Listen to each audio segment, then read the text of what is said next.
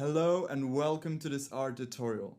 So in the previous tutorial we prepared our data correctly so that now we are ready to fit our simple linear regression to our data set without any issues. So we're going to do that right now, and as usual we are going to use the simplest way, which is to take the lm function. So we're going to do that right now. We're going to call a new variable regressor, and that's going to be the simple linear regressor itself. Then equals, and then that's where we use the lm function. So let's just type lm here, and then let's press F1 to see the info of this function and especially the arguments. So let's see, the first argument we have to input is formula. So let's input it, formula, and according to what is it going to be? Well, this is going to be the dependent variable expressed as a linear combination of the independent variable. So here it's very simple. Since we only have one dependent variable and one independent variable, we just need to type formula equals salary, then alt plus n, here you go, and then we put the independent variable, which is years experience. So what does this notation mean? That means that the salary is proportional to years experience. Okay, so that's it for the first argument. That's the formula we need to input, and that's actually the simple linear regression formula. And then we need to add a second argument, which is, let's see, the data. Okay, and that's normal. That's because we have to specify to R on which data we want to train our simple linear regression model. And of course, this data is the training set, because the training set is the set on which you build your model. Okay, so that's it. Actually, I know there are some other arguments, but these are optional arguments that we don't really need here. So we will just use these two, formula and data.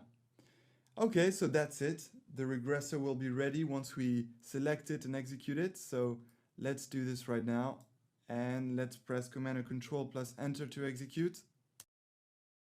Here we go. Now the regressor is ready. As you can see, it just appeared here. If you want to have some info about this regressor, then the best way to do it is to, go here in the console and type summary regressor, because the name of our regressor is regressor. Then type Enter, and then you have some very good information about your simple linear model. For example, okay, so let's see. Let's just put that up.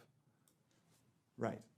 So first it tells you what the formula is. Okay, so it's the salary being proportional to the number of years of experience, and that the model is built on a training set. Then you have some info about the residuals. We won't be talking about this now, but the really important section is this one, coefficients, because not only it tells the value of your coefficients in the simple linear regression equation, but also it tells you the statistical significance of your coefficients. And here we observe 3 stars here. That means the years experience independent variable is highly statistically significant, because you can either have no star or 1 star, 2 stars or 3 stars. No star means that there is no statistical significance, and 3 stars means that there is a high statistical significance.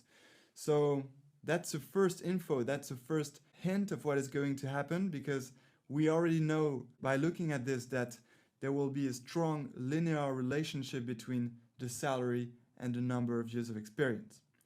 And the other info here is the p-value, and the p-value is another indicator of the statistical significance, because the lower the p-value is, the more significant your independent variable is going to be. That is, the more impact, the more effect your independent variable is going to have on the dependent variable. And usually a good threshold for the p-value is 5%, which means that when we are below 5%, the independent variable is highly significant. And when we are over 5%, that means that it's less significant. And here, as you can see, the p-value is 1.5210 at the power of minus 14, which means that it's a very, very, very small p-value. So that means that this independent variable, years of experience, is highly statistically significant and has high impact and high effect on the formula dependent variable. So that's very important information. Get the Reflex to look at these by, typing summary regressor, because this is really important, especially when you want to try out several potential independent variables. You need to look at their statistical significance to choose them. And then you have some informations of your model globally, which we'll be talking about at the end of this part 1 regression, when we'll be talking about ways to evaluate your model. When here, as you can see, you have the multiple R squared that Kirill will talk to you about, and the adjusted R squared if you have several models with several teams of independent variables. Then that's the adjusted R squared you must choose to choose the best model. Alright, so that was just a parenthesis to give you this very important trick to know in R and learn how to evaluate your model already. So actually we are done fitting the simple linear regression to our data set, our training set. And in the next tutorial, we are going to be predicting the test set results to finally see how our simple linear regression behaves on a new set, on some new observations. Okay, so that's the end of this tutorial. I look forward to seeing you in the next one, and until then, enjoy.